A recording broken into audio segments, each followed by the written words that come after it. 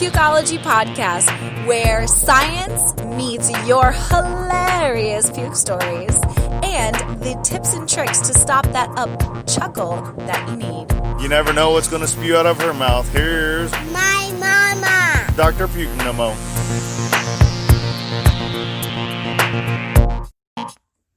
Don't break my heart, my achy breaky heart. Well, why are we singing this to our unborn babies? Because your heart will change during your pregnancy.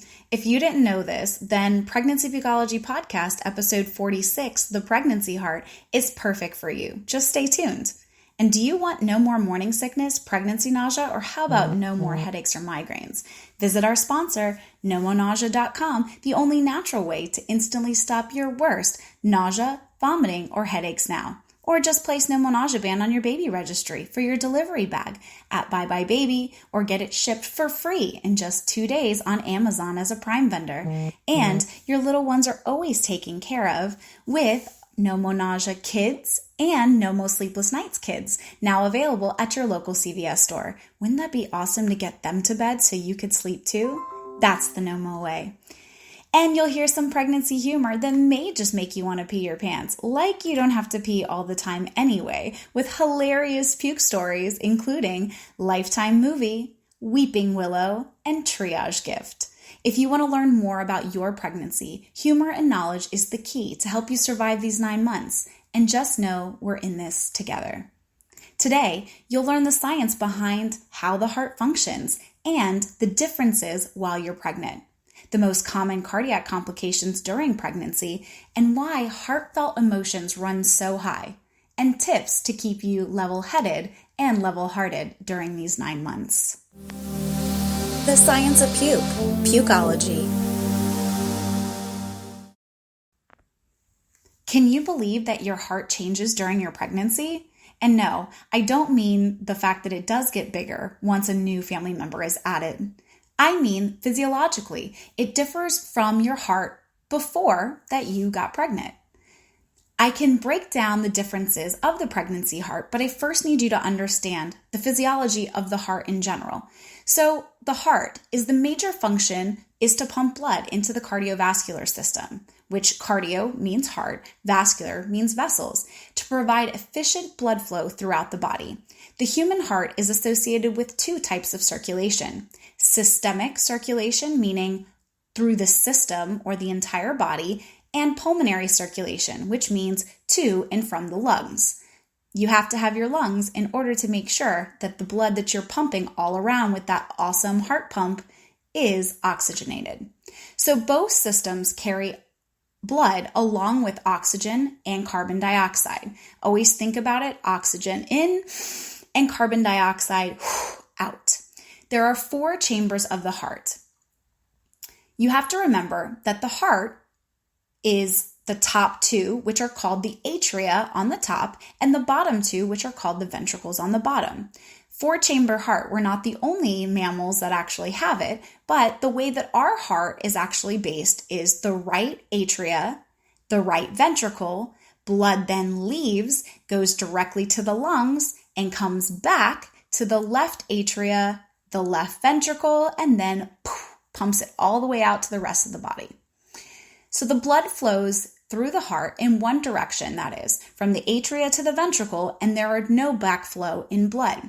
That is a little different than your brand new newborn baby. Most babies actually will have a hole in their heart called a patent foramen ovale, a PFO, because you have to remember they weren't using their lungs while they were inside of your baby belly. So you were helping them to get oxygen by supplying it directly through to the source. So they were just pumping your oxygenated blood, thanks mom, through the rest of their body.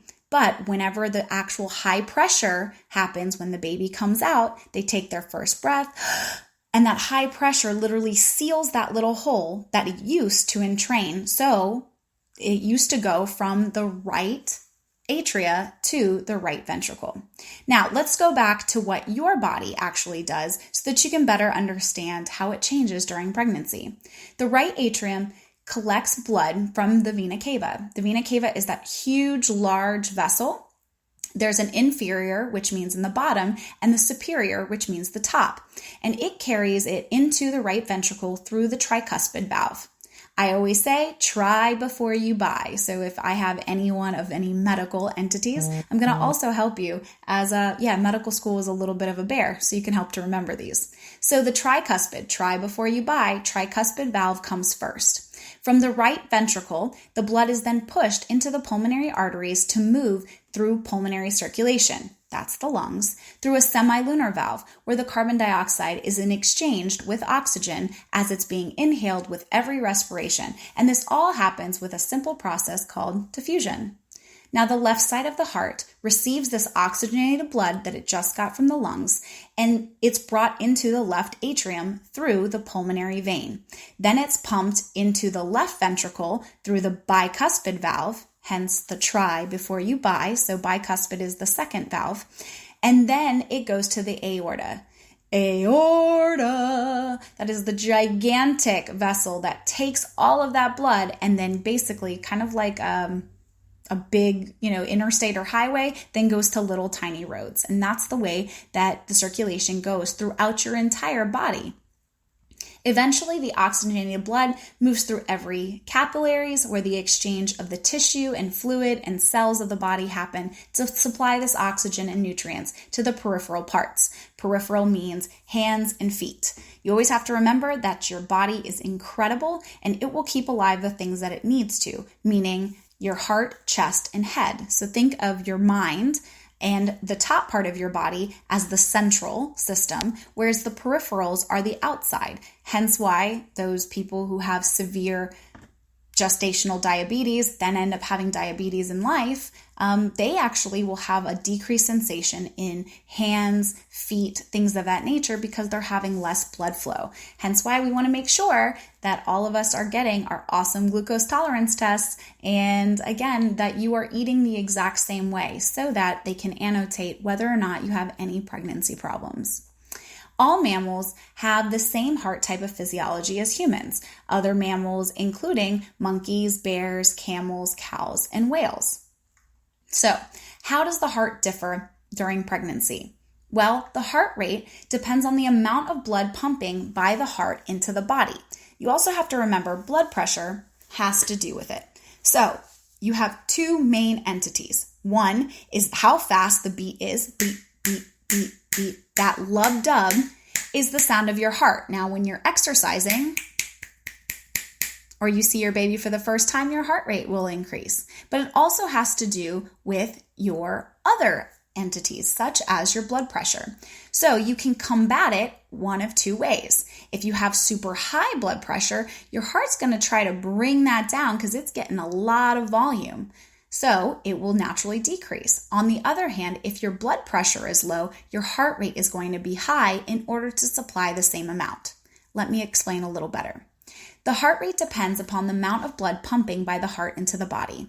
Pregnancy, the female body works hard and even harder when the fetus is demanding more energy for growth. Hence why it's normal to feel tired, ladies. But for this heart to keep functioning, it has to be able to pump blood through to the uterus. In the third trimester, the uterus receives 1/5 of the body's blood flow. That's why anytime that we talk about pregnancy exercise, we want to make sure that we're wearing a heart rate monitor. Heart rate monitor is not just good for you, but it's good for baby because again, 1/5, we're looking at about 20% of your blood flow. That's almost the same amount that your brain gets, which your brain gets a little bit more than 20%. So it's extremely important in order to keep the baby alive that you don't have a heart rate that's going out of control and that you're not compressing that vena cava. If you're really interested on more information about pregnancy exercise and what are some really great ones to try, go to episode 44, pregnant episode. And that will give you everything about exercise that you want to know. So during pregnancy, pumping activity of the heart increases by 30 to 50%. And this is due to an increase in cardiac output. That means the amount demanded by the heart to get it out. Pregnant females also have a heart rate that is actually higher than most normal women. Later on in the 7th month, there is a slight little decrease in cardiac output, and that's just because that baby is really robbing it and taking a lot more. And eventually, after delivery, this cardiac output decreases rapidly at first and then starts to increase gradually, and it returns to regular pregnancy levels about 6 weeks later after that you've delivered.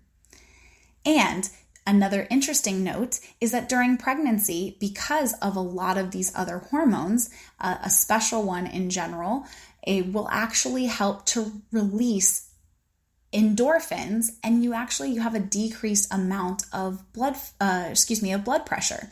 So that blood pressure decrease is accompanied with that increase in heart rate in order to get the same amount out. And that's actually the reason why you'll see that whenever women have preeclampsia or high blood pressure in pregnancy, it causes a bigger alarm for OBs and other physicians like myself, because we want to make sure that we're watching after these pregnant population very carefully, because it should have a lower blood pressure, but the baby is telling them to push more and more and give more and more hormones. That's actually causing an increase in blood pressure. So the heart rate, again, will actually increase. On auscultation, meaning hearing, you can actually hear certain murmurs and irregularities in the rhythm. This is because the heart is working harder than it ever has been. And ladies, if you were pregnant before, walking around in the summer at Disneyland, for example, or Disney World, your heart rate's going out of control. So please make sure that you stay nice and hydrated. However, other murmurs and irregularities require medical consultation. So if you ever feel like your heart's just beating out of its chest or that it skips a beat, please make sure that you go talk to your doctor. A doctor would normally refer you, if you do have any type of cardiac abnormalities, to a perinatologist, which is a subspecialized OBGYN that has to do with babies' health too, to make sure that the babies don't also have some issues when it comes to their heart. Now, blood pressure usually decreases in the 2nd trimester, but it returns to the normal level in the last trimester. There is about 50% increase in the volume of blood during pregnancy. Did you guys hear that? 50% increase in the volume of blood. Guess why? Because whenever your body knows that you're going to lose about 500 mLs to a liter during childbirth, whether or not that's regular childbirth, or I say regular, but I mean vaginal childbirth, or even a C-section. And you'll hear it right before you see your baby, the C-section, you'll hear what's called the suction. And that's them sucking all the blood out so they can see that beautiful baby. All right. Now, due to that increase in volume of the fluid in the blood, rather than the actual blood cells, this process is called hemodilution, meaning imagine you're adding a lot more fluid or water to dilute the heme. Heme is another word for your actual red blood cells. Unknown reasons also occur. Now, the number of red blood cells also increase like a little tiny bit during pregnancies, but these levels are remarkably increased during labor and a few days postpartum in the state. A heart murmur. A heart murmur is just a big term for a different sound. Okay, murmur just means a different sound. And it's common in cardiac conditions during pregnancy. Many different kinds of signs and symptoms appear relative or related to the heart during pregnancy. However, they are physiological and considered normal. They can vary from fatigue, little short bits of shortness of breath, minor dizziness and or fainting, chest pain, lack of sleep, palpitations, and even heart murmurs. So these are all these things, that these extra sounds, because your body is not accustomed to all of this blood that it has, as well as all of the other intricacies. You're having a higher beat to beat. That lub-dub is a lot higher than what it normally is. And these murmurs can be heard because you're either getting a backflow or the valves are really being pushed to the test. So the most common pregnancy abnormality in the heart is called mitral valve prolapse. Think of it like this. Normally, the way that it works is that the door, you open a door and the door frame stays nice and taut, right? It doesn't really change. But imagine slamming that door so much and causing, let's just say 5 people trying to get out, and all of a sudden the actual frame of the door starts to bow, which causes the widening of the actual valve, and then the exchange of oxygenated and deoxygenated blood can sometimes get swished around. That is what you're actually hearing from a heart murmur and from an actual valve. So if you're afraid that this could happen, or if you have a family history, your mom had it or something, you may want to go and consider talking to your OBGYN about it, just so that you have a little bit better understanding. Now, the heart murmurs usually occur due to an increased rate of blood flow to the heart throughout pregnancy.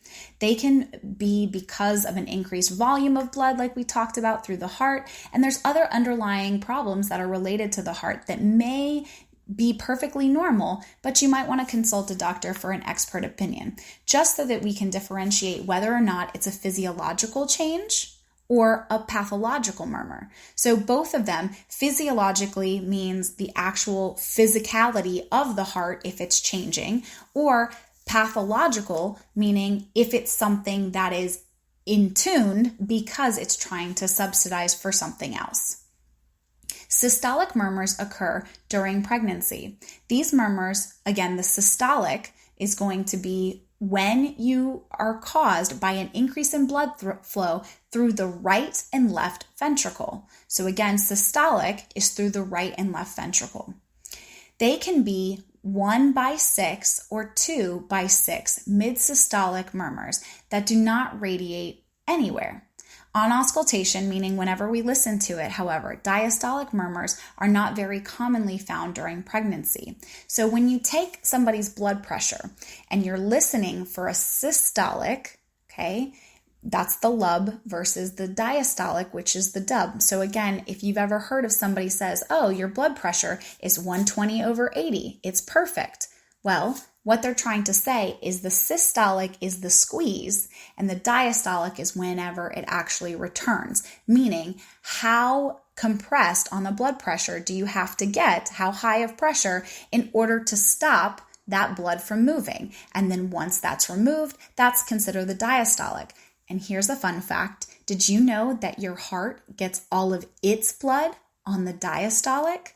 That's the reason why if you have any husbands or yourself have preeclampsia, that's why we're so concerned about that diastolic. Because if the diastolic pressure is so high, it means your heart, your own heart, is not getting enough blood flow. So you want to make sure that your diastolic is nice and low. And there's a bunch of other things that you can do, and we'll go over that inside of the tips and tricks section. Now, women can have a very healthy pregnancy even if they have murmurs. So a heart murmur is just an added sound that can be heard during your pregnancy and is very common. This type of murmur goes away themselves after delivery. I know that was a lot of heart pumping, thumping beats, but now I'm going to get your funny bone to start laughing.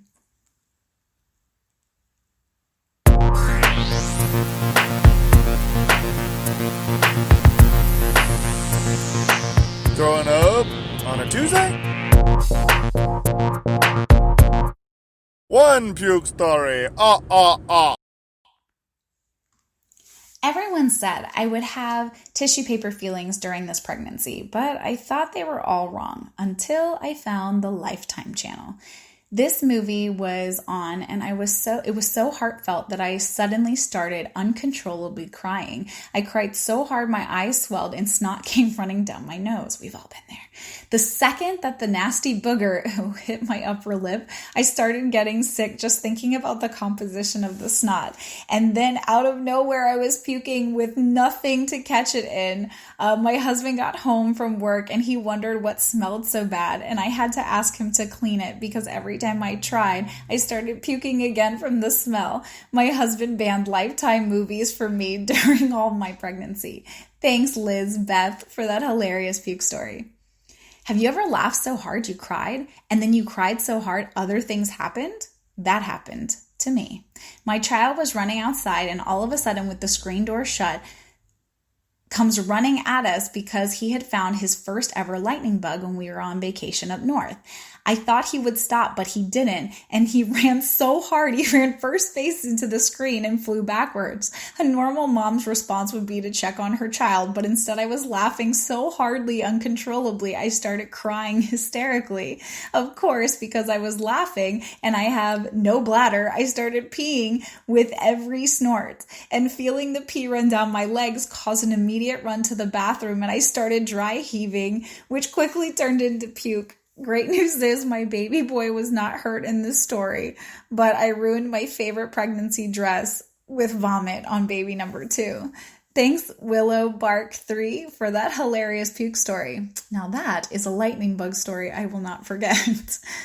I've always been an anxious person, and during my pregnancy, it got worse. When I told the doctor I felt like my heart was skipping a beat, they ran a bunch of tests, and lo and behold, I have what's called mitral valve prolapse. Usually it's fine, but I felt so crappy when I went into triage one day so that they could look into the baby. Once they cleared me to go home, I stood straight up really fast, which means my blood pressure fell to the floor, and I started vomiting uncontrollably. They asked, "Why did you stand up so quickly? That's your body's vagal response." I answered, "I was hungry," and then I started crying, saying, "Now I'm even more hungry because I threw up all my food." My OB will never let me live that hilarious comment down. Thanks, Yaz to Mean, for that hilarious puke story. Now, do you have a pregnancy puke story that you just can't wait to share with me? Send it to me, Pukeology, Pukeology, at nomonausia.com. That's NOMONAUSEA.com. Or tweet us at Pukeology so we can all have a good laugh.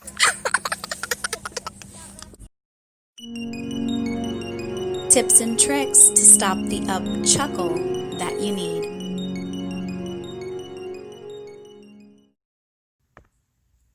The term "a broken heart" should have been coined during pregnancy. Emotions run very high during pregnancy due to a surge of hormones. Mood swings in pregnancy. So why does it really happen? That heartache feeling, that vulnerability when you're pregnant and you're always crying. Well, mood swings is a common phenomenon that most women have to face during pregnancy. If you're pregnant, you probably experience some sort of mood swings many times. I make a joke in one of our social media posts. It says, "I haven't had a mood swing in like 8 minutes, so I feel like a real queen." At times, you will feel yourself that you're really alone, but in reality, you're not alone. These mood swings are very common during pregnancy, and most women experiencing them throughout, so you're not alone. Sometimes you feel excited, and sometimes you feel in a low mood. Others, you're at the highest of the high, and you question yourself, like, will I be a good parent? Am I going to manage my child properly? And will I be a good mom? Or will my baby be healthy? All of those questions that you just asked, there's no handbook on parenting. There's no handbook on pregnancy. All there is learning experiences. So don't beat yourself up. Pregnancy is a life-changing event in which there's a lot of physical, emotional, and psychological changes, and these changes help you to have a positive or negative experience, or what you ensue. The good news is you forget a lot and or most of the negatives because you'll want to do it again and again after meeting the incredible human beings that you just made. These mood swings happen because of fatigue, stress, and changes in the levels of metabolism due to an altered level of hormones such as estrogen and progesterone. These affect the levels of chemicals that are released from the brain to regulate the mood. Most of the mood swings are experienced in the first trimester, between 6 to 10 weeks, and then again in the last trimester when your body is preparing to deliver. You thought that you were out of the woods after your normal morning sickness? Oh yeah, you also get horrible mood swings, and you have to pee all the time anyway. Now, if you're wondering, how the heck can I get rid of this morning sickness? And when exactly does morning sickness start? Go back to episode 1. When does morning sickness start? Pregnancy Pukeology Podcast. And again, if you're really wondering what to expect during your actual delivery process, what is it if it doesn't go exactly to the exact T that you were expecting? It's okay. We have what you need to know about a cesarean section during delivery in episode 28. so go listen to it. The treatment for these mood swings is all you have to do is accept that all these experiences are absolutely normal. Once again, all these pregnancy experiences and the pregnancy journey is normal, and you are not the only one who experiences them. Besides, you need to know that there are a few things that you can do in order to keep your well-being perfect during this pregnancy. Drink plenty of water and stay really hydrated.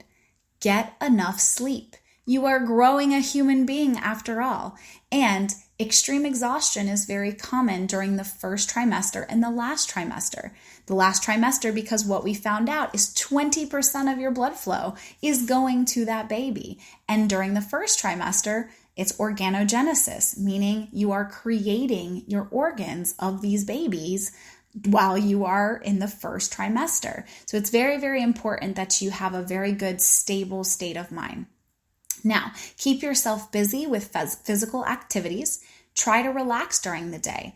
Maybe you have other children, so you can't get 8 hours of sleep. Get 6 hours of sleep and then try to do 4 30-minute naps or something of that nature while they're in school. Be sure to eat well. And if you're wondering, what should I eat? There's a podcast for that too. It's called What to Eat While You're Pregnant. And of course, there's foods that you need to avoid. So episode 16 is what you should be eating, and the foods to avoid is in episode 5. And get some really fun time with activities that you absolutely love. Women by nature are groups and huddled type of beings. So we like to do stuff. If you have other children, try stroller strides. If you have your favorite people in your neighborhood, go take a walk. And it's okay. You can still socially distance during this time while doing fun activities on the outside. Just make sure you have your water bottle nice and handy. Prenatal exercises like yoga is a great way to meet new people. And get a pregnancy massage from a spa. You have no idea how amazing. I also want to throw a caveat. If you already have different psychological disorders and you are already being seen by a psychiatrist, keep seeing them. By that I mean you need to make sure that the medications that you're taking, number 1, are okay and safe for baby. But number 2, you and all of your mood needs to be on a constant level. The worst thing that can happen during pregnancy and in postpartum is postpartum depression, and we want to keep you nice and stable. So talk to your psychiatrist, talk to your OBGYN, and make sure that your levels are actually increased towards the end, just to make sure that you don't have bouts of anxiety and depression and extra stress on yourself with the delivery of the baby. If your mood swings are constant and they're just not getting better with any of these things that I've talked about, please seek medical attention from a doctor. Remember, it is okay. We all are incredible in our own ways, and we need to make sure that we look out for our safety as the carrier, the mother of these beautiful children, and also keep the babies in mind. So today, I hope that you've absolutely loved this podcast. Now you know the science behind your heart, how it thumps a little differently when a baby is on board, and what to look out for during these 9 months. Try these mood swing solutions that any mama can benefit from to ultimately give you the best answers for pregnancy that there is to date. If you love Pregnancy Pukeology Podcast, let me know with a 5-star rating or hearts for likes. Don't forget to download this episode, but more importantly, share it with all your Prego friends. Thanks again for listening to Pregnancy Pukeology Podcast, episode 46, The Pregnancy Heart.